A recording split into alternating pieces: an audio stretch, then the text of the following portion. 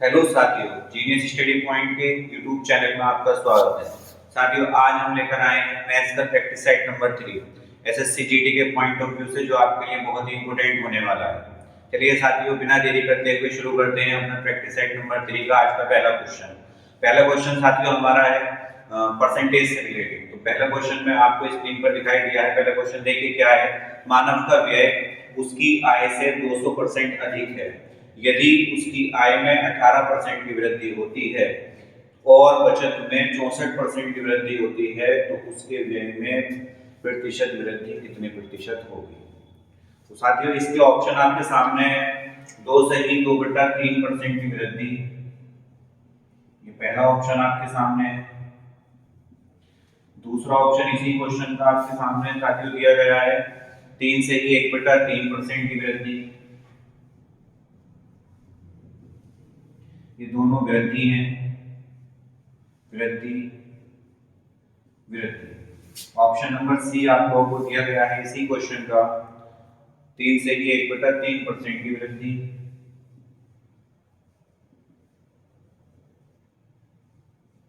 और चौथा ऑप्शन है इसी क्वेश्चन का 4/6 से ही 1/2% की वृद्धि।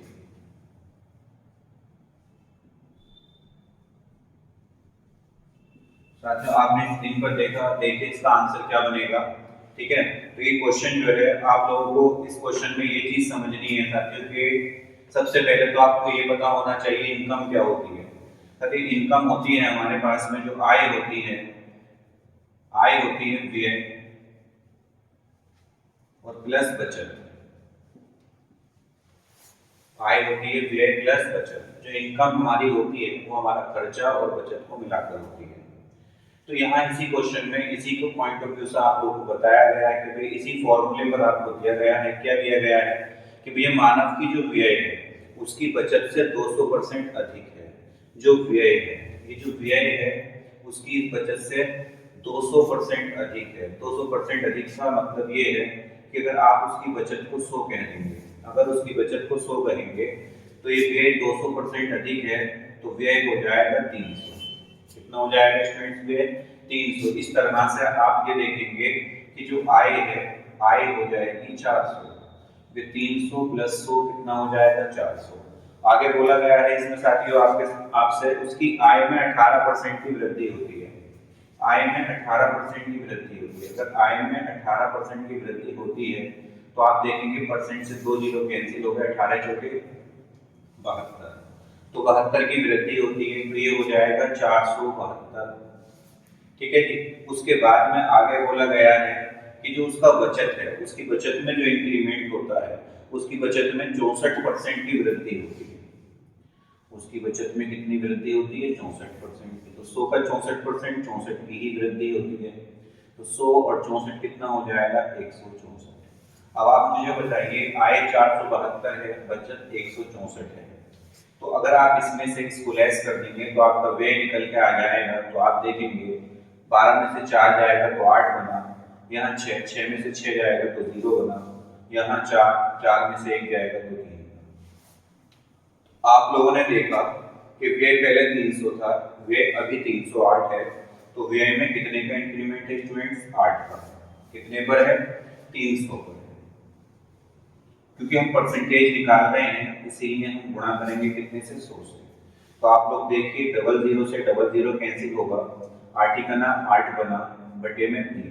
यहाँ आप भाग लगाएंगे तो 3 दूनी 6, ऊपर को बने 2 और बटे में कितना आ गया? 3। तो आपने इन्हें बताया कि इसके अंदर से कितनी वृद्धि होगी, 2 से ही 2/3% की वृद्धि इसमें आपकी हो जाएगी। तो स्टूडेंट्स, पहला क्वेश्चन आपका परसेंटेज का था और रेशियो कंबाइंड करके था। इसमें क्या है? आय इक्वल टू होता है व्यय प्लस बचत।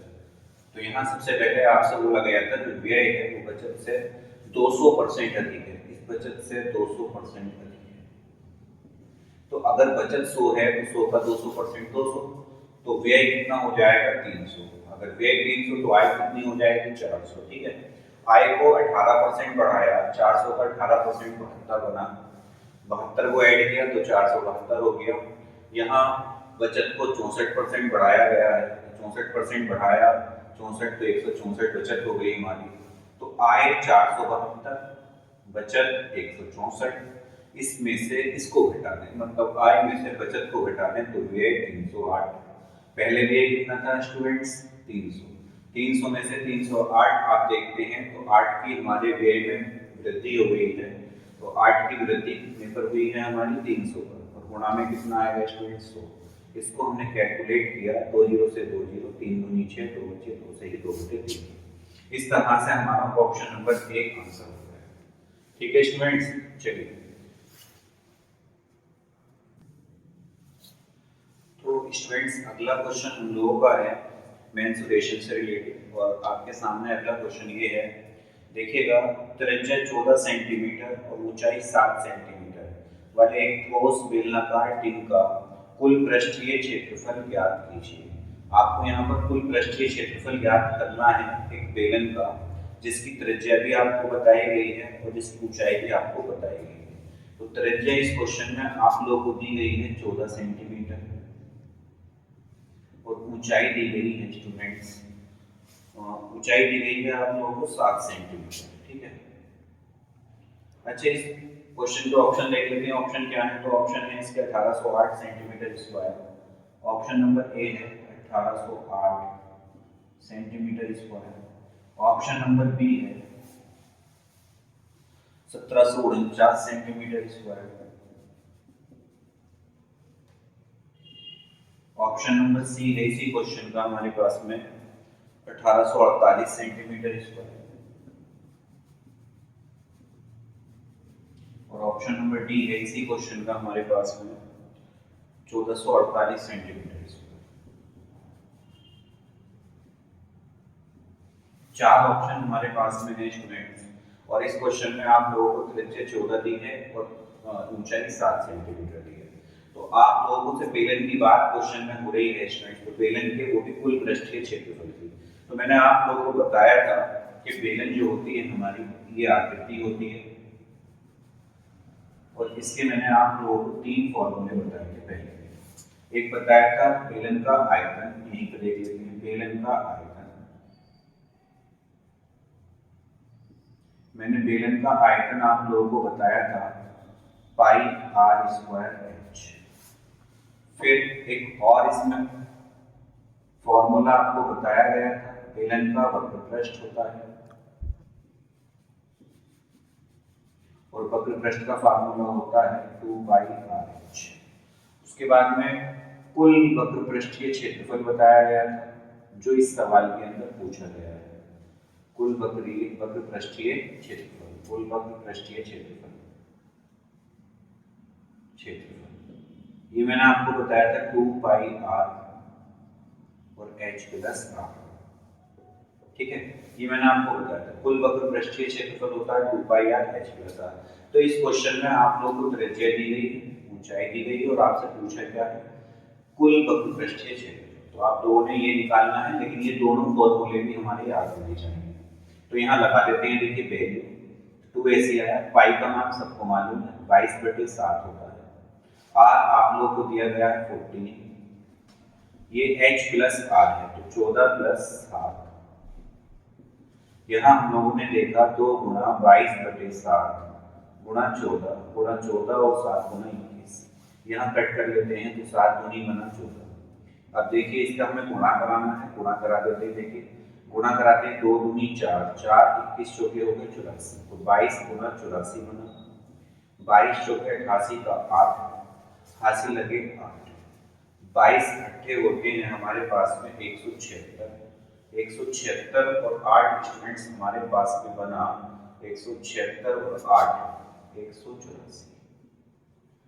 तो हमारा ऑप्शन नंबर सी आंसर हो जाएगा 1848 सेंटीमीटर स्क्वायर। अगला क्वेश्चन हमारा है आज की प्रैक्टिस सेट का एवरेज का। ठीक है, तो इस क्वेश्चन को हम लोग देख लेते हैं, आपकी स्क्रीन पर भी लगा दिया गया है क्वेश्चन है स्टूडेंट्स, 10 पुरुषों की औसत आयु में 3 वर्ष की वृद्धि होती है जब उनमें से 3 जिनकी आयु 15 वर्ष, 16 वर्ष और 17 वर्ष है के स्थान पर 3 नए पुरुषों द्वारा प्रतिस्थापित किया जाता है। तो 3 नए पुरुषों की औसत आयु ज्ञात कीजिए। इसके ऑप्शन भी आप लोगों को दिए गए हैं। पहला ऑप्शन है 21 वर्ष, दूसरा ऑप्शन है आप लोगों के पास में 26 वर्ष, तीसरा ऑप्शन है आप लोग के पास में 18, तीसरा ऑप्शन है 24 वर्ष, और चौथा ऑप्शन है 19 वर्ष।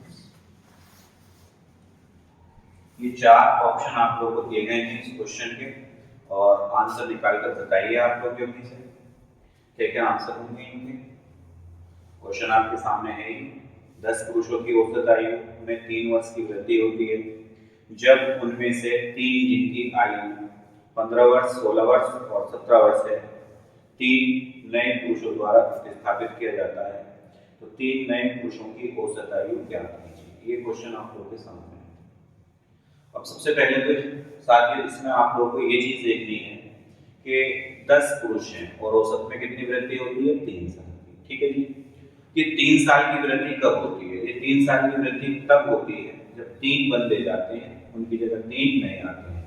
तो इससे एक बात ये पता चली कि जो नए बंदे आते हैं और जो पुराने बंदे जाते हैं, तो जाने वालों की आयु कम होगी, आने वालों की आयु ज्यादा होगी। अब जाने वाले कितने हैं स्टूडेंट्स? तो आपके सामने 15, 16, 17 वाले 15 वर्ष, 16 वर्ष और 17 वर्ष वाले जाते हैं। कुल मिला के 5 और 6 11 और 7 18 8 1 और 1 2 3 और 1 4, तो 48 वर्ष वाले जाते हैं और इनके स्थान पर 3 नए आते हैं। अगर इनके स्थान पर 3 नए आते हैं तो इनसे ज्यादा आएंगे 48 वर्ष से। क्यों? क्योंकि उनके आने से 10 पुरुषों की औसत आयु में 3 वर्ष की वृद्धि हुई है। तो 10 पुरुषों की औसत आयु में 3 वर्ष की वृद्धि हुई है, तो 10 3 30। इसका मतलब ये हुआ कि 30 वर्ष ये अधिक आएंगे जो नए वाले हैं। 48 के पुराने हैं, जो 3 बंदे जो गए हैं 48 के गए हैं, उनके स्थान पर जो 3 बंदे आए हैं वो टोटल आए होंगे कितने के? 78 वर्ष के। ठीक है, 78 वर्ष के क्यों आए होंगे? 48 और 30 78। अब हमसे बोला गया औसत बताओ उनका, तो औसत बताने के लिए इसको डिवाइड कर देंगे कितने से? 3 से। तो ये हो जाएगा 3 दूनी 6, 1 बचेगा 3 6 18, तो हमारा आंसर हो जाएगा 26 वर्ष। तो एक अच्छा क्वेश्चन है, इस तरीके का क्वेश्चन कई बार एग्जाम में पूछा गया है। एक बार और रिपीट कर देते हैं।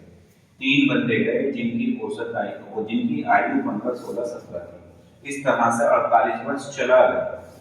अब इसके स्थान पर 3 बंदे आए जिनके आने से 3 वर्ष बढ़ गई औसत आयु और 10 बंदों की, तो 3 नए कितना बढ़ गई? 30। तो ये जो 3 बंदे आए हैं 48 के साथ साथ कितने जाते के आएंगे? 30 साल के। तो 48 और 30 बना 78। अब ये 78 वर्ष जो है वो 3 बंदों की औसत आयु है जो नए आए हैं। तो औसत आयु क्या हो जाएगी? 3 से डिवाइड किया हमने, तो आंसर बनेगा 26 वर्ष। तो हमारा ऑप्शन नंबर बी सही हो गया। तो आज का हमारा अगला क्वेश्चन है और ये परसेंटेज से रिलेटेड है और बहुत ही एग्जाम के पॉइंट ऑफ व्यू से इंपॉर्टेंट है। आपकी स्क्रीन पर है, देखिए क्वेश्चन में बोला गया है आप लोगों से किसी वस्तु की कीमत में 25% की कमी एक क्रेता को 240 रुपए के लिए 5 आइटम अधिक प्राप्त करने में सक्षम बनाती है। मतलब 25% की अगर कमी हो जाए कीमत में तो 240 रुपए में उसको 5 आइटम ज्यादा मिलेंगे। तो वस्तु की मूल कीमत हमसे बोली गई थी, वस्तु की मूल कीमत क्या है? तो इस क्वेश्चन के आंसर ऑप्शन पे आपको दे देते हैं 16, 15 और 14 और 18। तो ऑप्शन नंबर ए है 16, ऑप्शन नंबर बी है 14, ऑप्शन नंबर सी है 15, ऑप्शन नंबर डी है 18। ठीक है रुपए। अभी देखिए ये क्वेश्चन है, तो इस क्वेश्चन के हमें बेस को जानना बड़ा जरूरी है। एक बात आप मुझे बताइए कि जो खर्च होता है हमारा, जो खर्चा होता है, ठीक है, जो खर्चा होता है, एक खर्चा होता है कोई चीज अगर हम खरीद के लेकर आते हैं तो कीमत, तो जो खर्चा होता है साथियों हमारा वो होता है कीमत गुणा वस्तु। ठीक है, इसको हम वस्तु की संख्या भी बोल देते हैं। अब इसको एग्जाम्पल से समझते हैं। जैसे आप कोई मार्केट से सामान लेने जाते हैं और मान लीजिए आप सामान लेने गए, कोई ऐसे मान लीजिए चीनी लेने गए और आपने 5 किलो चीनी खरीदी। अगर आप 5 किलो चीनी खरीदते हैं तो आपने 5 किलो चीनी खरीदी और मैं बताता हूँ आपको कि अगर चीनी का भाव 40 है तो आप कहेंगे सर 40 पंजे 200, तो जो खर्चा बनेगा वो कितना बनेगा 200। तो आपने एक चीज देखा कि भाई जो खर्चा होता है वो कीमत और वस्तु, ठीक है, वस्तु को हम ये भी कह सकते हैं उपभोग, कंजम्पशन, ठीक है। तो आप यहां से ये कह सकते हो कि सर जो एक्सपेंडिचर है हमारा, जो ई है हमारा, कीमत प्राइस, वस्तु या उपभोग कंजम्पशन के मल्टीप्लिकेशन के इक्वल होता है। ई बराबर पी गुणा सी होता है। अब यहाँ आप ये देख रहे हैं कि जो ई है वो पी के भी समानुपाती है और सी के भी समानुपाती है। अब इस सवाल में अगर आप लोग देखें तो आप लोगों से 240 रुपए की बात की गई है दोनों ही कंडीशन में। जब कीमत में 25% की कमी होती है तो भी खर्चा आपको 240 रखना है, और जब कमी नहीं थी कीमत में तो भी खर्चा आपको 240 रखना है। तो यहाँ आपका खर्चा समान है। अगर यहाँ पर ये ई सेम है, कंडीशन में ई सेम है, तो P और C के बीच जो रिलेशनशिप होती है तो वो अपोजिट हो जाती है। तो आप ये कह सकते हो कि P और C जो है वो एक दूसरे के व्युत्क्रमानुपाती होते हैं। तो अब अगर इतनी बात तुम्हें आती होगी तो अब सवाल बड़ी आसानी से आप निकाल लोगे। कैसे निकालोगे? आपने बोला गया कि कीमत में 25% की कमी हुई। अगर कीमत में 25% की कमी हुई तो इसका फ्रैक्शन होता है 1/4। अब 4, इसका मतलब यह है कि अगर कीमत पहले 4 थी तो घटकर कितनी हो गई है 3। कीमत प्राइस है, अगर प्राइस 4 से 3 हुआ है तो कंजम्पशन हो जाएगा 3 से 4। कंजम्पशन कितना हो जाएगा 3 से 4। अब कंजम्पशन 3 से 4 हुआ, कंजम्पशन में वृद्धि कितने की हुई है 1 की। अब यहाँ 1 मतलब क्या हुआ कि जहां हम पहले मान लीजिए 3 आइटम खरीदते थे, अब 4 आइटम खरीदने लगे तो आइटम कितने ज्यादा खरीदने लगे 1। लेकिन स्टूडेंट्स यहाँ पर आप लोगों को आइटम कितने ज्यादा खरीदे गए क्वेश्चन में 5, तो 1 की वैल्यू स्टूडेंट्स हो जाएगी 5। 1 की वैल्यू हो जाएगी 5 आइटम आप अधिक खरीदते हैं तो 1 की वैल्यू हो जाएगी 5 आइटम। आप स्टार्टिंग में कितने आइटम खरीद रहे थे 3, तो इस 3 की वैल्यू हो जाएगी 3 पंजे 15। तो आप लोग इनिशियली 15 आइटम खरीद रहे थे और अभी कीमत कम होने पे आपने आइटम खरीदे 5 चौके 20। लेकिन सवाल में आपसे, क्वेश्चन में आपसे बोला गया मूल कीमत बताइए, तो अभी आपने पहले जो है वो 15 आइटम खरीदे थे 240 रुपए में, तो 240 रुपए में 15 आइटम आपने खरीदे थे। 15 इतना 15, ऊपर को बने कितने, तो 5 और 4 9, 90, तो 15 छन कितना हुआ 90। तो इसकी जो मूल कीमत होगी वो कितनी होगी 16 रुपए। देखिए इसको समझने के लिए पहले इसको समझना बड़ा जरूरी है, तो इसलिए मैंने थोड़ा सा इसका बैकग्राउंड आपको बताया, उसके बाद में मैंने आपको ये चीज डिटेल में बताई। तो इसकी जो मूल कीमत होगी वो कौन सी होगी 16 रुपए होगी। तो इस सवाल का आपको उत्तर बन जाएगा 16 रुपए। लेकिन इस क्वेश्चन में मूल कीमत आपकी 16 रुपए आ गई। अच्छा, वर्तमान कीमत भी कभी कभी पूछ ली जाती है, तो अगर वर्तमान कीमत की हम लोग बात करें तो 240 रुपए में वर्तमान में हम 20 आर्टिकल खरीदते हैं, तो 12 दूनी 24, तो वर्तमान कीमत इसकी कितनी हो जाएगी साथियों 12 रुपए हो जाएगी। तो पहले 16 थी, अब 12 हो गई है घट के, ठीक है। तो इस सवाल का उत्तर हमारा हो जाएगा 16। देखिए अगला क्वेश्चन हमारा है एलसीएम एचसीएफ का, जो आपकी स्क्रीन के सामने भी है। बोला गया है 4 अंकों की वह सबसे बड़ी संख्या ज्ञात कीजिए जो 18, 21 और 24 से विभाज्य है। 18, 21 और 24 से विभाज्य है। ऑप्शन भी आप लोगों को दिए गए हैं। ऑप्शन नंबर ए आप लोगों को दिया गया है, ए में 9864, 9864। ऑप्शन नंबर बी आप लोगों को दिया गया है 9618, 9618। ऑप्शन नंबर सी आप लोगों को दिया गया है 9842, और ऑप्शन नंबर डी आप लोगों को दिया गया है 9,576। ठीक है, इस क्वेश्चन के 4 ऑप्शन दिए गए हैं। देखिए स्टूडेंट्स, अगर ये जो क्वेश्चन हमारे सामने स्क्रीन पर है कि सब 18, 21 और 24 से विभाज्य हो, 18, 21 और 24 से विभाज्य हो, तो ऐसे क्वेश्चन को करने के लिए सबसे अच्छा एग्जाम में जो आप लोगों को करना है वैसे क्वेश्चन को ऑप्शन से जाना है। वैसे तो इसका जो बेसिक तरीका है, आपको एलसीएम लेना है, फिर उसके बाद में देखना है कि उसका जो है फैक्टर कौन सा बनेगा, तो उस तरीके से आपको जाना पड़ेगा। लेकिन सबसे बेस्ट तरीका इस क्वेश्चन का है कि आप इस क्वेश्चन को ऑप्शन से डील करें। तो यहाँ देखिए 18, 21 और 24 आप लोग के सामने है। तो 18 में आप देखेंगे तो 9 और 2 बनता है, 21 आप देखेंगे 7 और 3 बनता है, और 24 आप देखेंगे तो 8 और 3 बनता है।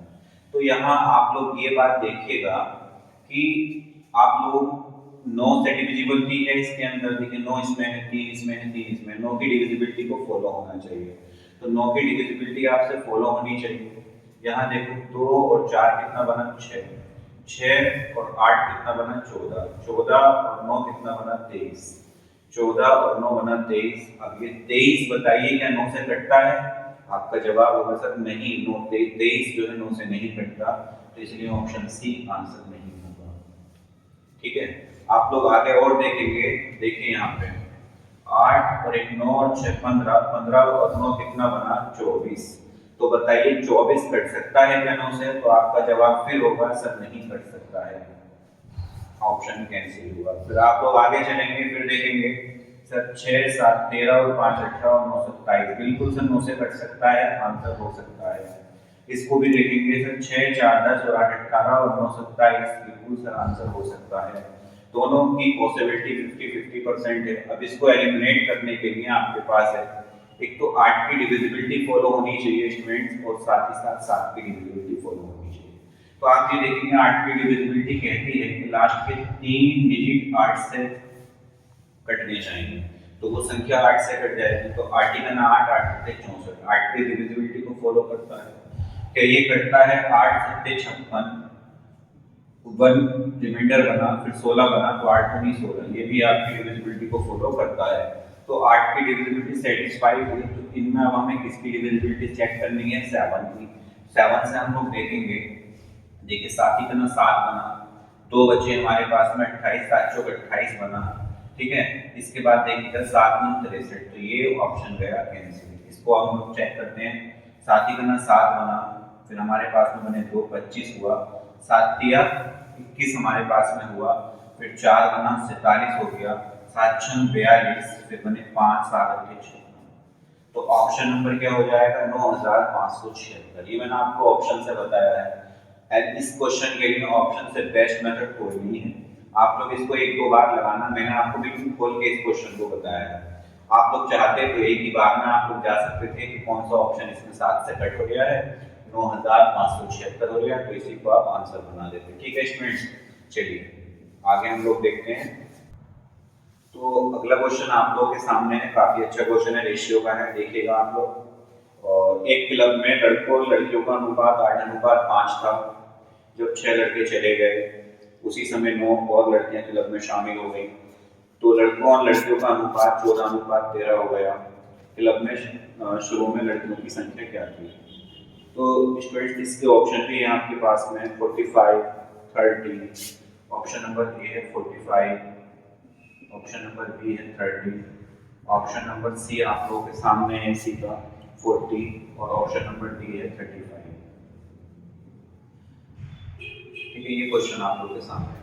तो देखिए आप लोगों को पहले तो एक कॉन्सेप्ट ये पता होना चाहिए कि अगर कोई आपको रेशियो दिया है, मान लीजिए कोई रेशियो आपको ए और बी दिया है, और इस रेशियो में से कुछ लेस या ऐड करने पर, इस रेशियो को कुछ लेस या ऐड करने पर, और ये रेशियो सी और डी में कन्वर्ट हो जाता है, इसमें भी लेस करने पर या इसमें लेस और ऐड भी चलेगा, लेस लेस भी चलेगा, ऐड और ऐड भी चलेगा। ठीक है, तो अगर ये काम होता है तो हम लोग क्या काम करते हैं, मान लीजिए ए और बी में हम लोगों ने एक्स और वाई को ऐड किया, तो यहाँ हम लोग एक क्रॉस प्रोडक्ट कहते हैं इसको, क्रॉस प्रोडक्ट मेथड होता है, वो आप लोगों को पता होना चाहिए। एक क्रॉस प्रोडक्ट मेथड होता है क्या होता है कि अगर कोई रेशियो ए और बी है, ठीक है, और इसमें x मान लीजिए x और y दोनों में जोड़ देंगे ये c और d हो जाता है। तो हम लोग क्या काम करते हैं यहाँ पर, इस तरह से तिरछी गुणा कराते हैं, क्रॉस मल्टीप्लाई कराते हैं, इसी को हम बोलते हैं क्रॉस प्रोडक्ट मेथड। अब देखिए इसी का यूज करते हुए हम इस क्वेश्चन को सॉल्व करेंगे। जैसे क्वेश्चन में बोला गया है आप लोगों से क्लब में लड़कों और लड़कियों का अनुपात 8:5 था, ठीक है, क्लब में लड़कों और लड़कियों का अनुपात 8:5 था।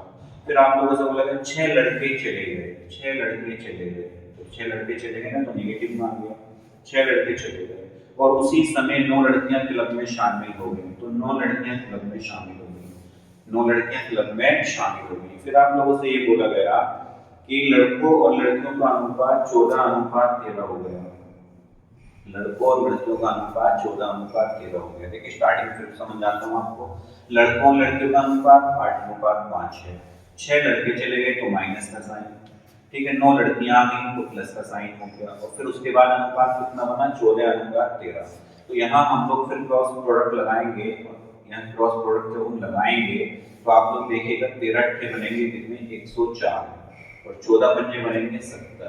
तो यहाँ हम लोग क्या काम करते हैं, इनका डिफरेंस लेते हैं, 13 अट्ठे 104, 14 पंजे 70, तो 104 और 70 का आप लोगों को डिफरेंस लेना है। किसका डिफरेंस लेना है 104 और 70 का, तो कितना बना 4, 10 में से 7 गया 3, ये बना ऊपर का डिफरेंस स्टूडेंट। देखो दोबारा बता रहा हूँ, 13 अट्ठे 104, 14 पंजे 70, तो ऊपर का डिफरेंस। अब नीचे कर लेते हैं, देखिए 14 नंबर हो गए 126, यहाँ 126 बना 126 और ये 13 जमा हो गए। तो याद रखना जब हम डिफरेंस लेते हैं और एक नेगेटिव और एक पॉजिटिव होता है तो ये ऐड हो जाते हैं, ये दोनों क्या हो जाते हैं ऐड हो जाते हैं। तो जब हम 126 माइनस 78 करेंगे तो ये ऐड हो जाएंगे, तो ये इनका जो डिफरेंस बनेगा वो बनेगा 8 और 6 14 का 4 हासिल 1 लगेगा, 2 3 और 7 10 का 0 हासिल 1 1 और 1 2, ये बनेगा हमारे पास 204। तो यहाँ चीजें आपको ये समझनी है कि 34 के बराबर कितना हो जाएगा 204 हो जाएगा। तो आप लोग देखिए लिखिए 34 के बराबर होगा 204, तो काटिए 17 से, 17 दूनी 34, 17 का 17, 3 बचे 34, 17 दूनी 34, 2 6 12, तो 1 के बराबर क्या बना 6।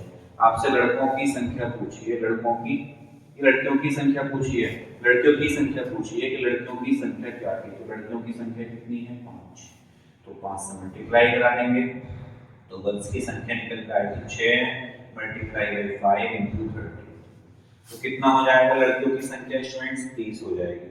तो इस क्वेश्चन को आप लोगों को किससे करना है क्रॉस प्रोडक्ट मेथड से करना है। मैंने क्या बताने का प्रयास किया, देखो दोबारा से बता रही हूँ, बॉयज और गर्ल्स का रेशियो था 8:5, फिर ये रेशियो 14 और 13 बना, कब बना जब ये माइनस के 6 और प्लस के 9, 6 लड़के चले गए 9 लड़कियां आ गई, हमने तिरछी गुणा कराई, 13 अट्ठे 104 बना, ऊपर भी लिख सकते हो, 14 पंजे 70 ऊपर भी लिख सकते हो, ठीक है। अब यहाँ पर देखिएगा आप लोग 14 नंबर 126 हो गया, 14 नंबर 126 बन गया और इसके बाद में 13 6 78 बन गया माइनस के, तो आप इसमें से इसको ऐड कर दो, इसमें से ऐड कर दो, तो ऊपर का जो डिफरेंस बना है इसमें से इसको लेस करोगे आप तो ऊपर का जो डिफरेंस बना है 34 और जो नीचे का डिफरेंस बना कैसे 126 माइनस माइनस 78, तो ये बना हमारे पास में डिफरेंस 204।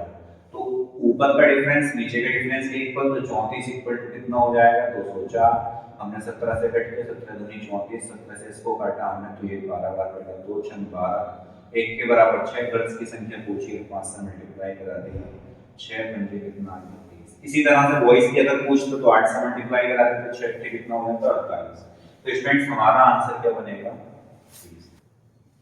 स्टूडेंट्स अगला क्वेश्चन हम लोगों का है चक्रवृद्धि ब्याज का, आपके सामने है 8,000 रुपए की राशि है, 5% वार्षिक चक्रवृद्धि ब्याज की दर से कितने समय में 9,261 रुपए हो जाएगी। तो स्टूडेंट्स बहुत ही आसान क्वेश्चन है, बहुत ही इजी क्वेश्चन है, ऑप्शन आप लोगों के सामने दिए गए हैं इस क्वेश्चन के, ए है 3 वर्ष और ऑप्शन नंबर बी है 2 वर्ष, ऑप्शन नंबर सी है 1.5 वर्ष और ऑप्शन नंबर डी है 4 वर्ष। ठीक है, ये आप लोगों को 4 ऑप्शन दिए गए हैं, क्वेश्चन बहुत ही आसान है। 8,000 रुपए की राशि बोला गया है 9,261 रुपए, 8,000 रुपए की राशि कितनी बोली गई थी, 9,261 रुपये। तो स्टूडेंट्स आप लोगों को जो है केवल सिर्फ यहाँ ये ध्यान रखना है, जब भी आप लोगों को प्रिंसिपल अमाउंट दे रखा हो और अमाउंट दे रखा हो, मतलब मूलधन दिया हो और मिश्रधन दिया हो, और ये मूलधन और मिश्रधन ध्यान रखना आप लोग, अगर ये मूलधन और मिश्रधन स्क्वायर है, अगर ये मूलधन और मिश्रधन स्क्वायर है तब टाइम डेफिनेटली 2 साल होगा, अगर दर वार्षिक है तो। और अगर यही मूलधन और मिश्रधन घन है, क्या है, घन है, तो टाइम क्या होगा, डेफिनेटली 3 वर्ष होगा। और अगर दर वार्षिक नहीं है, छमाही है, तो ये 1 साल हो जाएगा, ये 1.5 साल हो जाएगा। यहाँ इस सवाल में दर आप लोगों को दी गई है वार्षिक, तो उसी हिसाब से आपको दिखाई दिया 8,000 और 9,261। जैसा आप लोगों ने देखा 8,000 जो है वो 20 का घन होता है और 9,261 जो है वो 21 का घन होता है। तो चूंकि राशियां यहाँ पर मूलधन और मिश्रधन घन है, इसीलिए टाइम हमारा बिना कुछ किए आप पेन चलाएं, आंसर देंगे 3 साल। ठीक है, तो हमारा यहाँ आंसर कितना बनेगा साथियों, 3 साल हमारा आंसर बन जाएगा। ठीक है, तो हमारा ऑप्शन नंबर ए बिल्कुल सही उत्तर हो जाएगा। तो साथियों अगला क्वेश्चन हमारा है प्रॉफिट और लॉस का। ठीक है, और बहुत अच्छा क्वेश्चन है, आपके सामने है। एक दुकानदार एक वस्तु को 545 रुपए में बेचने की तुलना में 580 रुपए में बेचने पर 7% अधिक प्राप्त करता है। वस्तु का क्रय मूल्य आप लोगों को ज्ञात करना है। ठीक है, ये आप लोगों से बोला गया है। तो साथियों यहाँ आप लोगों को देखना है कि इस क्वेश्चन को हम लोग कैसे डील करेंगे। उससे पहले मैं आप लोगों से एक बात ये कहना चाहता हूँ कि आप लोगों का एसएससी जीडी का एग्जाम है, तो इस प्रैक्टिस सेट को मन लगाकर सॉल्व कीजिए, अच्छे से हल कीजिए, जिससे कि आप लोगों के मार्क्स एग्जाम में काफ़ी अच्छे आए। ठीक है, और अगर हमारी वीडियो आपको पसंद आ रही हो तो इस वीडियो को लाइक कीजिए और सब्सक्राइब कीजिए और शेयर भी कीजिए। चलिए ठीक है, आज हम लोग चलते हैं अपने इसका अगला क्वेश्चन की तरफ, जो हमने अभी अभी किए हैं उसी से आगे हमारा ये क्वेश्चन है। क्या बोला गया है, 545 रुपए में बेचने की तुलना में, कितना, 545 रुपए में बेचने की तुलना में 580 रुपए में बेचने पर, 580 रुपए में जब वो बेचता है तो उसको 60% अधिक प्राप्त करता है। कितना प्राप्त करता है, अधिक, 60% अधिक प्राप्त करता है। वो लगाया है वस्तु का क्रय मूल्य क्या है। ऑप्शन आप लोगों को दिए थे 510, 510, ऑप्शन नंबर बी था 500, ऑप्शन नंबर सी आप लोगों के पास दिया गया था साथियों 480, ऑप्शन डी था 545। आंसर आ भी गए होंगे आप लोगों के, तो ए का 510, बी का 500, सी का 480 और डी का था 545। यहाँ 545 में बेचा, फिर 580 में बेचा। तो आप लोग देखो यहाँ देखो कितना ज्यादा बेचा है। तो 10 में 5 गया तो 5, यहाँ 7 में 4 गया तो हमारे पास बना 3। ठीक है, तो 10 में 5 गया 5, 7 में 4 गया 35 ज्यादा में बेचा है। क्वेश्चन में बोला गया भैया 7% अधिक प्राप्त करता है, यहाँ 35 अधिक प्राप्त करता है। तो 7 पंजे कितना बना, 35। तो 1% की वैल्यू बनी 5 और 100% जो हमसे क्रय मूल्य पूछा है उसकी वैल्यू हो जाएगी 500 रुपए, क्योंकि इस क्वेश्चन में आपसे क्रय मूल्य पूछा गया है, सीपी पूछा गया है, तो हमारा उत्तर हो जाएगा 500 रुपए। ठीक है, चलिए साथियों हमारा अगला क्वेश्चन आप लोगों का है टाइम, स्पीड एंड डिस्टेंस का। काफी अच्छा क्वेश्चन है और एग्जाम के पॉइंट ऑफ व्यू से भी बहुत इंपॉर्टेंट है। देखिए आप लोग क्वेश्चन क्या है आपके सामने, कोई व्यक्ति 10 किलोमीटर प्रति घंटा की गति से चलने के बजाय 15 किलोमीटर प्रति घंटा की गति से चलता है, तो वो क्या करता है कि उतने ही समय में 30 किलोमीटर अधिक चलता है। उसके द्वारा तय की गई वास्तविक दूरी क्या थी। ठीक है, अब यहाँ आप लोगों से बोला गया है कि भाई वो 30 किलोमीटर अधिक चलता है। 30 किलोमीटर अधिक चलने का मतलब क्या है, सेम टाइम में पहले उसकी स्पीड 10 थी, फिर उसकी स्पीड 15 हुई, और जाहिर सी बात है अगर स्पीड बढ़ा लेगा कोई भी बंदा तो ज्यादा दूर चलेगा, है नहीं। जनरल में मेरा क्वेश्चन है कि उसने स्पीड बढ़ा दी तो ज्यादा तय कर ली। तो आप लोगों से बोला गया कि वो ओरिजिनल स्पीड जो 10 थी उससे उसकी दूरी कितनी थी, वास्तविक दूरी कितनी थी। ठीक है, तो इसी क्वेश्चन को हम लोग समझ लेते हैं। देखिए इसके ऑप्शन भी आप लोगों के सामने लिख देता हूँ। 60 किलोमीटर पहला ऑप्शन है इसका, ऑप्शन नंबर ए 60 किलोमीटर है। ऑप्शन नंबर बी आपके सामने 65 किलोमीटर है। और ऑप्शन नंबर सी 50 किलोमीटर है,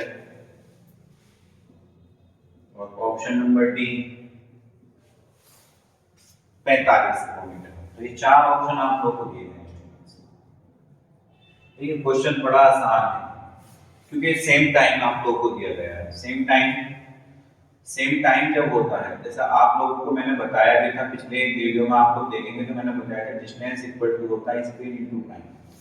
जब ये टाइम सेम होता है तो टाइम सेम होता है तो जो डिस्टेंस का रेशियो होता है वही स्पीड का रेशियो हो जाता है। अब यहाँ इस सवाल में आप लोगों से बोला गया पहले उसकी स्पीड 10 किलोमीटर पर आ है स्पीड, उसके बाद में जो ये स्पीड है बढ़ के 15 हो गई है। ठीक है, अब ये बताइए स्पीड का ये रेशियो है तो डिस्टेंस का भी यही हो जाएगा 10 और 15। अब यहाँ बताइए कितना ज्यादा है, तो आप कहेंगे सर 5 ज्यादा है। क्वेश्चन में कितना ज्यादा है, तो आपका जवाब होगा सर ये क्वेश्चन में 30 किलोमीटर ज्यादा है चलता है। 5 की वैल्यू 30, तो 5 छंग कितने बने 30। एक की वैल्यू कितनी बनी स्टूडेंट्स 6 किलोमीटर। एक की वैल्यू 6 किलोमीटर है तो आपसे बोला गया है भैया वास्तविक दूरी क्या थी। तो वास्तविक दूरी उसने कितनी डील की थी, कितनी चली थी 10, तो 10 से मल्टीप्लाई कराइएगा आप तो आपके सामने वास्तविक दूरी निकल के आएगी कि भैया उसको जो वो 10 की चाल से जो गया था वो 60 किलोमीटर गया था। 6 गुना 10, तो आंसर कितना बनेगा 60 किलोमीटर। तो हमारा ऑप्शन नंबर ए सही हो जाएगा। तो इस क्वेश्चन में हमें बेसिक चीजें पता होनी चाहिए। ठीक है, तो डिस्टेंस बराबर स्पीड इनटू टाइम फॉर्मूला होगा। हमने कहा ये टाइम सेम है। सेम का मतलब होता है टाइम फिक्स हो गया, ये कांस्टेंट हो गया, और टाइम जब कांस्टेंट होगा तो जो डिस्टेंस का रेशियो होगा, वही स्पीड का रेशियो होगा। d1/d2 बराबर s1/s2। तो s को हमें दे रखा है, ये s1 था हमारे पास में, ये हमारे पास s2 दिया, तो जो ये होगा वही d होगा। ये d1 आया हमारे पास निकल के और ये d2 आया हमारे पास। तो यहाँ हमने 5 अधिक चली है, सवाल में 30 अधिक चली है। 5 6 30, 1 के बराबर 6 किलोमीटर बना, तो 10 के बराबर कितना बनेगा साथियों 60 किलोमीटर। ठीक है, बहुत अच्छा क्वेश्चन आपके सामने था। ऐसे क्वेश्चन एग्जाम में पूछे जा रहे हैं। चलो अब हम लोग देखते हैं अगले क्वेश्चन की तरफ। चलिए स्टूडेंट्स, अगला क्वेश्चन आज का हमारा क्वेश्चन है। एक व्यक्ति ने 4 घंटे में 44 किलोमीटर की दूरी तय की। उन्होंने आंशिक रूप से 7 किलोमीटर प्रति घंटा की गति से पैदल यात्रा की और आंशिक रूप से साइकिल पर 15 किलोमीटर प्रति घंटा की यात्रा की। हमसे बोला गया साइकिल पर तय की गई दूरी बताइए। एक व्यक्ति है भाई, उसने 4 घंटे में 44 किलोमीटर की दूरी तय की है। 4 घंटे में उसने कितनी दूरी तय की है 44 किलोमीटर। अब मैं आपसे पूछूं बताइए स्पीड क्या होगी, तो यार स्पीड आप बताओगे, स्पीड आप बताओगे डिस्टेंस अपॉन टाइम सर। तो डिस्टेंस 44 बटे 4, तो स्पीड बनेगी 11 किलोमीटर पर आवर। लेकिन ये स्पीड हमारी एवरेज स्पीड होगी। कौन सी स्पीड होगी, एवरेज स्पीड। एवरेज स्पीड क्यों होगी, तो टोटल डिस्टेंस 44। अब इस 44 को उसने 2 पार्ट में कवर किया है।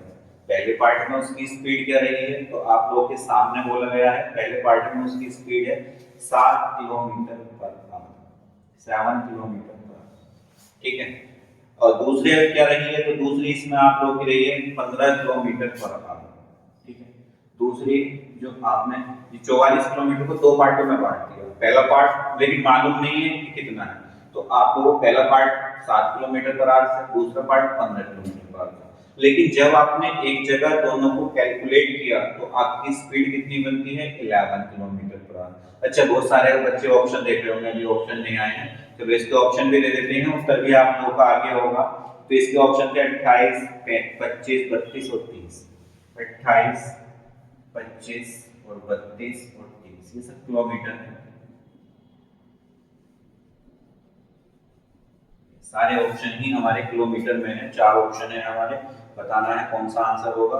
मैंने आपको बताया 4 घंटे में 44 तय की, इतना तो कंफर्म है, तो यहाँ से पता चल गया कि उसकी एवरेज स्पीड होगी 11 किलोमीटर पर आवर। लेकिन क्योंकि उसने 2 शिफ्टों में दूरी तय की है, कुछ दूरी उसने तय की है 7 किलोमीटर पर आवर से, कुछ दूरी उसने तय की है 15 किलोमीटर पर आवर से, तो हमें ये बताना है कि भैया साइकिल पर उसने कितनी दूरी तय की है। ये उसकी पैदल स्पीड और ये उसकी साइकिल पर। तो अब आप लोग ये देखिएगा, जब उसने पैदल 7 और साइकिल से 15 किलोमीटर की दूरी कवर की और जब इसको एक साथ मिलाया तो उसकी स्पीड बन गई स्टूडेंट्स 11 किलोमीटर पर आवर। बस कुछ नहीं करना है, इस तरह के सवालों में आपको लगाना है एलिवेशन।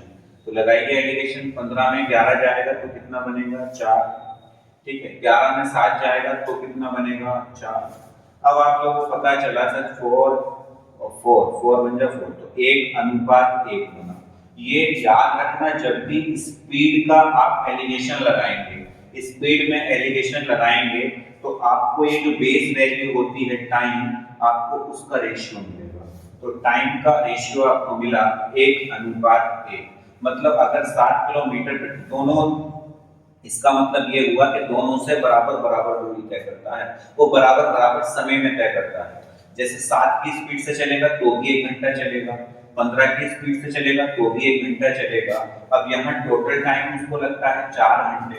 तो इनको 4 घंटे बनाने के लिए ये बात कंफर्म हो गई कि अगर 2 घंटे साइकिल से चलेगा तो 2 घंटे पैदल चलेगा, 2 घंटे साइकिल से चलेगा तो 2 घंटे पैदल चलेगा। आप लोगों से बोला गया साइकिल से चली दूरी बताओ, तो उसकी स्पीड 15 किलोमीटर पर आवर है, टाइम 2 घंटे है, तो डिस्टेंस स्पीड इनटू टाइम होता है 15 गुणा कितना हो जाएगा 2, तो 15 दूनी कितना बन जाएगा 30 किलोमीटर।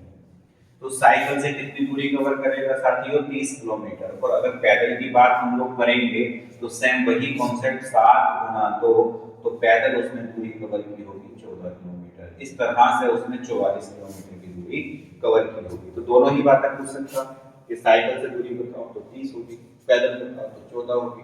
याद रखना आप लोग, जब दूरी कंफर्म ना बताई गई हो कि कौन सी चाल से कितनी दूरी चली है, तो उस केस में हम लोग क्या काम करते हैं, एवरेज स्पीड देखते हैं, जितने जितने भाग उसने चले हैं उनकी स्पीड देखते हैं और उसके बीच में एलिवेशन का यूज करके ये पता करते हैं कि पहली स्पीड या दूसरी स्पीड को किस रेशियो में, टाइम के किस रेशियो में चला गया। तो यहाँ 1 के रेशियो में टाइम में चला गया था, 1 और 1 2 था, यहाँ पे 4 था। 4 बनाने के लिए 2 से गुणा किया तो 2 गुना 2, 2 गुना 2। तो पैदल भी 2 घंटे चला, साइकिल से भी 2 घंटे चला। पैदल स्पीड उसकी 7 थी, 2 घंटे में 14 चल जाएगा। साइकिल से स्पीड 15 थी, 2 घंटे में 30 चल जाएगा। तो हमारा ऑप्शन नंबर हो जाएगा इसमें डी, 30 किलोमीटर। तो साथियों अगला क्वेश्चन हमारा चक्रवर्ती ब्याज का क्वेश्चन है, अच्छा क्वेश्चन है, ठीक है। इसको हम लोग देखते हैं, आपके सामने है। बोला गया एक राशि 5% प्रति वर्ष की दर से, कोई राशि है 5% प्रति वर्ष की दर से। चलिए इसके पहले मैं आपको ऑप्शन बता देता हूँ, आप लोग इसको सोल्व भी करेंगे। पहला ऑप्शन है 38,724 रुपए 30 पैसे, 38,724 रुपए 30 पैसे, पहला ऑप्शन। दूसरा ऑप्शन हमारे सामने है इसी क्वेश्चन का 32,374 रुपए 80 पैसे, 32,374 रुपए 80 पैसे। तीसरा क्वेश्चन ऑप्शन है इसी का 37,324 रुपए 80 पैसे, 37,324 रुपए 80 पैसे। और चौथा ऑप्शन है इसी क्वेश्चन का 33,247 रुपए 80 पैसे, 33,247 रुपए 80 पैसे। ये 4 ऑप्शन आप लोग को दिए गए हैं, देखना है। अच्छा सवाल है, ठीक है, इसको पढ़िए और आंसर लगाइए, ठीक है। मैं आप लोगों को बताता हूँ 5% प्रति वर्ष की दर से, टाइम क्या है 3 साल, टाइम कितना दिया है 3 साल में कितना हो जाता है अमाउंट, तो बोला गया 37,044 रुपए हो जाती है, 37,044 रुपए हो जाती है, ठीक है। फिर आगे हमसे बोला गया है सर 37,044 रुपए हो रही है कि यही समान राशि को, अब यहाँ पे पैसा नहीं दिया है आप लोगों को, बिल्कुल पैसा नहीं दिया है कि भाई पैसा क्या है, आपसे बोला कोई राशि है, मान लो पी है, पी कोई धन है, 5% से 3 सालों में कितना होता है 37,044 होता है। फिर आप लोगों से बोला गया ये सेम अमाउंट, यही सेम अमाउंट बोला गया है, यह समान राशि 12% प्रति वर्ष पर, 12% प्रति वर्ष पर, रेट 12% ही है।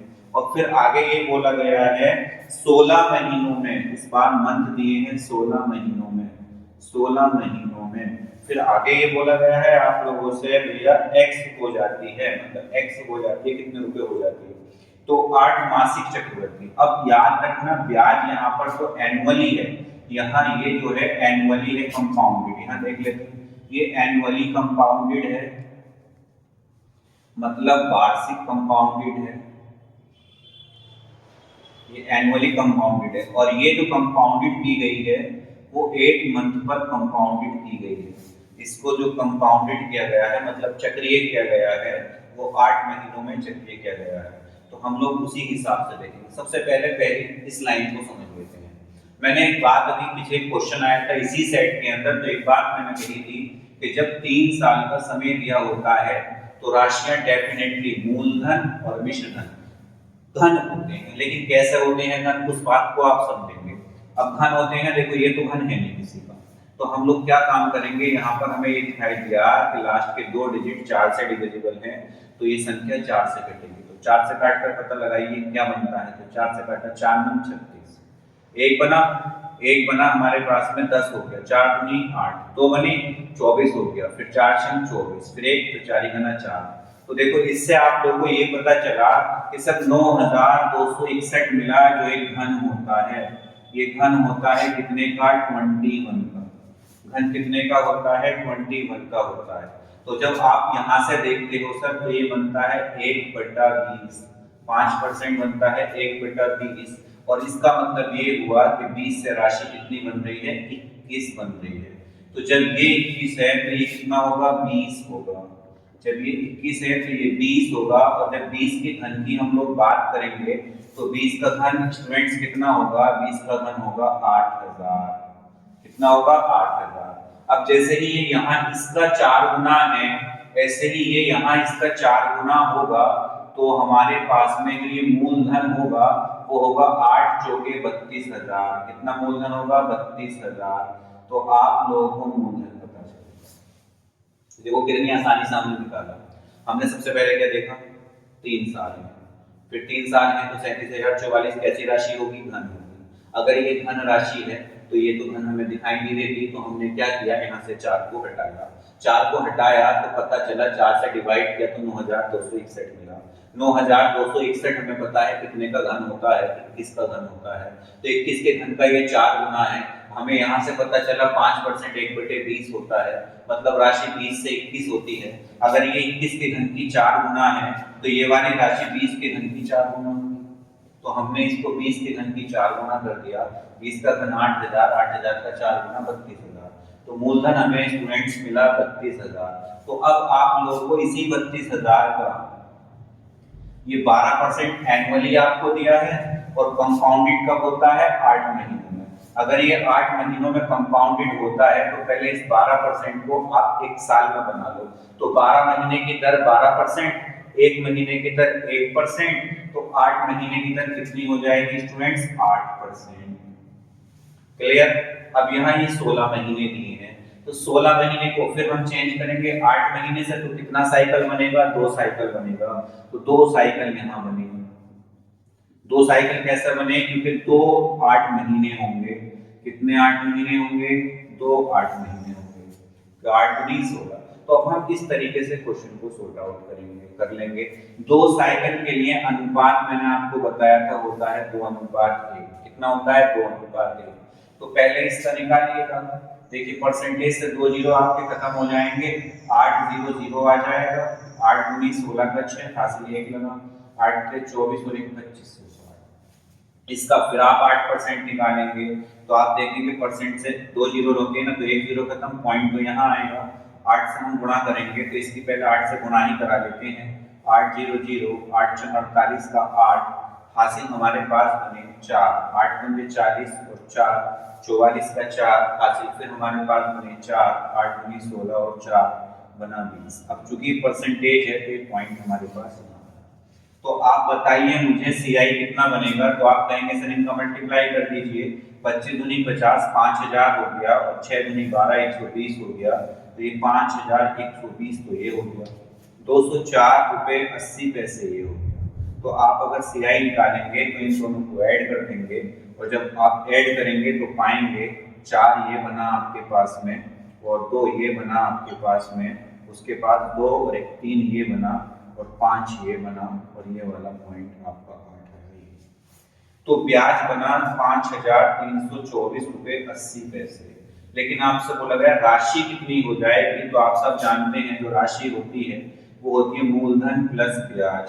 तो मूलधन कितना है 32,000 और ब्याज कितना है 5324.80 रुपए। इसको जोड़ दीजिए तो 32 और 5 कितना हो गया 37,324.80। तो हमारा आंसर क्या बनेगा स्टूडेंट्स 37,324.80। बहुत अच्छा क्वेश्चन है और इस क्वेश्चन को कोशिश करिएगा, अगर एक बार समझ में नहीं आए तो वीडियो में बैक जाइए, पीछे जाइए और फिर दोबारा से इस क्वेश्चन को समझिए, जिससे हर इस क्वेश्चन का जो भी आपको डाउट है वो क्लियर हो जाए, क्लियरिटी आ जाए। 2 साइकिल 8 महीने पर कंपाउंडेड होता था तो 16 महीने बन जाएंगे। 8 महीने के 16 महीनों में 2 साइकिल 12% है। 8 महीनों में अगर कन्वर्ट करेंगे तो पहले महीने में कन्वर्ट करेंगे। 1 महीने का 1% तो 8 महीने का 8%। मूलधन हमारा 32,000 कहां से आया, ये ऊपर मैं आपको 2 बार समझा चुका हूं। तो हमारा आंसर होगा 37,324.80। ऑप्शन नंबर सी हमारा आंसर हो जाएगा। तो अगला क्वेश्चन है हमारा प्रॉफिट एंड लॉस का। देखिए आप लोग के सामने है, इसके ऑप्शन है 1500। पहला ऑप्शन है 1500। ऑप्शन नंबर बी आपके सामने है, इसमें 1750। ऑप्शन नंबर सी है 1600 और ऑप्शन नंबर डी है आपके सामने 1550। ठीक है, ये 4 ऑप्शन आप लोगों को दिए गए हैं इस क्वेश्चन में। देखिए प्रॉफिट लॉस का अच्छा क्वेश्चन। चलिए इसको मैं बताता हूँ क्या है क्वेश्चन। बोला गया 2 वॉशिंग मशीन है, कुल 10,750 रुपए में लाई जाती है। कुल कितने रुपए में लाई जाती है? 2 वॉशिंग मशीन 10,750 रुपए में लाई जाती है। उनमें से एक को 25% के लाभ पर, जो पहली मशीन है उसको 25% के लाभ पर, और जो दूसरी मशीन है उसको बोला जाता है 10% हानि पर बेचा जाता है। इसको 10% की हानि पर बेचा जाता है, इसको 25% के लाभ पे बेचा जाता है, इसको 10% की हानि पर बेचा जाता है। फिर बोला गया दोनों वॉशिंग मशीनों का विक्रय मूल्य समान है। दोनों का वॉशिंग मशीनों का विक्रय मूल्य क्या है? समान है। फिर हमसे बोला गया है कि भैया बताइए उनके क्रय मूल्य में कितना अंतर है, उनके क्रय मूल्य में कितना अंतर है। बड़ा आसान से समझने की कैसे। ये 25% है प्रॉफिट पहली वॉशिंग मशीन में। तो आप मान लो कि पहली वॉशिंग मशीन की कीमत W1 है। अगर ये 25% प्रॉफिट है तो ये W1 का 125% हो जाएगा। तो 100% से ऊपर ही तो चलेंगे प्रॉफिट में, तो 25% 125% हो जाएगा। अब ये 10% की हानि है, तो 10% की हानि है तो उसको से नीचे आएंगे 10%, तो 90 हो जाएगा। तो इसको अगर वॉशिंग मशीन को टूर का नाम दे दो तो ये 90% हो गया इसका सेलिंग प्राइस। इसका सेलिंग प्राइस W1 × 125%, इसका सेलिंग प्राइस W2 × 90%। तो अब सवाल में बोला गया दोनों ही क्या है? बराबर है। तो दोनों बराबर है। परसेंटेज से परसेंटेज कट कर दो। 5 से काटो तो 5 से काटोगे 25 पंजे 125, 5 से काटोगे तो 18 पंजे 90। तो ये आ जाएगा W1 अपॉन में W2 18/25। मतलब अगर पहली वॉशिंग मशीन 18 यूनिट की है तो दूसरी वॉशिंग मशीन 25 यूनिट की बनी। तो ये दोनों की जो कीमत बनी वो बनी 8 और 5 13 का 3 हासिल बना 1 और 1 2 तो 4 43 बनी। और यहाँ देखो सवाल में कितनी है, तो आपके सामने क्वेश्चन में है 10,750। ठीक है, लेकिन आपसे बोला गया है इनका डिफरेंस बताओ, तो आप डिफरेंस यहाँ से देख के बता देंगे। 25 और 18 का डिफरेंस कितना है? 7। तो आपको जो मान बताना है वो 7 का बताना है। दिया कितने का है? 43 का है। तो 43 से हम लोग इसको कट करते हैं। देखिए तो 43 से ये जाएगा, सबसे पहले तो 2 43 के बराबर हो गया 10,750। देखिए 43 से काटेंगे इसको तो 43 दूनी 86 और यहाँ पर हमारे बने 4 और 10 14 और 7 ये 21, 215 हो गया। तो 43 पंजे हो गए 215, 0 ऐसे ही बना। तो 1 के बराबर कितना आया? 250। हमसे इसका अंतर पूछा गया वॉशिंग मशीन का अंतर क्या होगा, तो अंतर मैंने बताया था 7 होगा। यहाँ 7 से मल्टीप्लाई कर देंगे, आंसर बन के आ जाएगा 250 गुना 7। 25 सत्ते होते हैं 175 और 1 0 ये वाला। तो हमारा आंसर क्या बनेगा साथियों? 1750। हमारा आंसर हो जाएगा 1750। तो अगला क्वेश्चन भी हमारा है प्रॉफिट एंड लॉस का और डिस्काउंट का। इस क्वेश्चन में देखिए हम लोग देख लेते हैं, बड़ा अच्छा सा क्वेश्चन है और इस पर एग्जाम में बड़ा क्वेश्चन पूछा जाता है। ये क्वेश्चन आप लोगों को दिया गया है, एक वस्तु का अंकित मूल्य 2850 रुपए है। एक व्यक्ति 20% की छूट देने के बाद 20% का लाभ कमाता है, तो वस्तु का लागत मूल्य क्या है। तो एक ये फॉर्मूला आपको ध्यान रखना, बड़ा ही इंपॉर्टेंट फॉर्मूला है, बहुत इंपॉर्टेंट फॉर्मूला। अच्छा, इसको ऑप्शन में बता देता हूँ, जिनको मालूम है वो आंसर निकाल लेंगे। इसका क्या बन रहा है, आंसर है 1800, जो इसके ऑप्शन है 1800, 1850, और ऑप्शन नंबर सी इसका है, ऑप्शन नंबर सी है इसका 1500, ऑप्शन नंबर डी है 1900। ठीक है, ये चार ऑप्शन आपके पास है। अब इस क्वेश्चन को अगर हम लोग देखें तो सबसे पहले फॉर्मूला हमें पता होना चाहिए, फॉर्मूला, और इस फॉर्मूले पर ध्यान रखना वेरी वेरी इंपॉर्टेंट है और पेपर के पॉइंट ऑफ व्यू से काफी इंपॉर्टेंट है। फॉर्मूला क्या होता है, फॉर्मूला होता है सीपी और एमआरपी का रेशियो, सीपी और एमआरपी का रेशियो। तो सीपी और एमआरपी का रेशियो होता है 100 माइनस डिस्काउंट और 100 प्लस प्रॉफिट। ये फॉर्मूला आपको याद होना चाहिए। अगर ये फॉर्मूला याद है तो समझो एक नंबर पक्का, क्योंकि यहाँ से क्वेश्चन जरूर निकल कर आने वाला है। तो सीपी और एमआरपी का जो रेशियो होगा वो होगा 100 माइनस डिस्काउंट और 100 प्लस प्रॉफिट। अब कुछ नहीं करना है, जो सवाल में डेटा दिया है यहाँ का पुट करना है। सवाल में क्या दिया है, सवाल में दिया भैया अंकित मूल्य है 2850, ठीक है जी, अंकित मूल्य हो गया 2850। उसके बाद में डिस्काउंट कितना दिया है, डिस्काउंट आप लोगों को दिया है 20%, तो 100 में से 20% का डिस्काउंट दिया है, घटा दो तो 80 बन गया। लाभ भी 20 का दिया है तो 100 में 20 जोड़ दो तो 120 बन गया। ठीक है, अब यहाँ पर आप लोग इसका रेशियो बनाएंगे तो देखिए 0 से 0 कट हो जाएगा, 4 दूनी 8, 4 तिया 12, तो इनका जो अनुपात बना 2:3। मतलब अगर क्रय मूल्य 2 है तो विक्रय मूल्य कितना होगा, 3। इस फॉर्मूले में डी की जगह हमने यहाँ 20 रखा, प्रॉफिट की जगह भी 20 रखा, 100 में से 20 घटाया 80, 100 में 20 जोड़ा 120, 0 से 0 कट हुआ, 4 दूनी 8 बना, 4 तिया 12 बना, तो 2:3 हमारा ये हुआ। ठीक है जी, यहाँ तक कोई समस्या नहीं। अब एमआरपी देखो, सवाल में एमआरपी कितना दिया है, सवाल में एमआरपी आप लोगों को दिया है 2850 रुपए और यहाँ कितना 3, तो 3 को स्टूडेंट्स हमें बनाना है 2850, 3 को 2850 बनाना है। देखो कितने से मल्टीप्लाई करेंगे, 3 नम 27, 1 बचा, 15 बना, 3 पंजे 15, 0, कितने से गुणा करेंगे 950 से, तो 950 से गुणा इधर हो जाएगी, तो 950 से जब यहाँ गुणा कराओगे तो 2 पंजे 10 का 0, 2 18 और 1 19, 1 0, तो बताओ सीपी कितना बन के आएगा 1900। ठीक है, तो इस सवाल का ऑप्शन नंबर डी आपका आंसर हो जाएगा।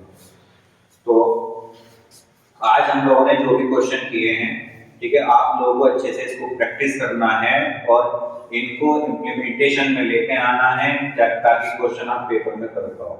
ऐसा नहीं है कि यहाँ पर क्वेश्चन आपने कर लिए पेपर में नहीं कर पाए। अगर एक बार में समझ में नहीं आ रहा, वीडियो को पीछे जाकर देखो, और वीडियो को निकाल कर अगर आप लोग देखोगे कुछ भी समझ में आने वाला नहीं है। ठीक है, तो इसलिए साथियों आज की वीडियो अगर आप लोगों को पसंद आई हो तो इसको वीडियो को शेयर कर देना, लाइक कर देना और हमारे चैनल को सब्सक्राइब कर लेना। ठीक है, चलिए मिलते हैं अगली वीडियो के साथ।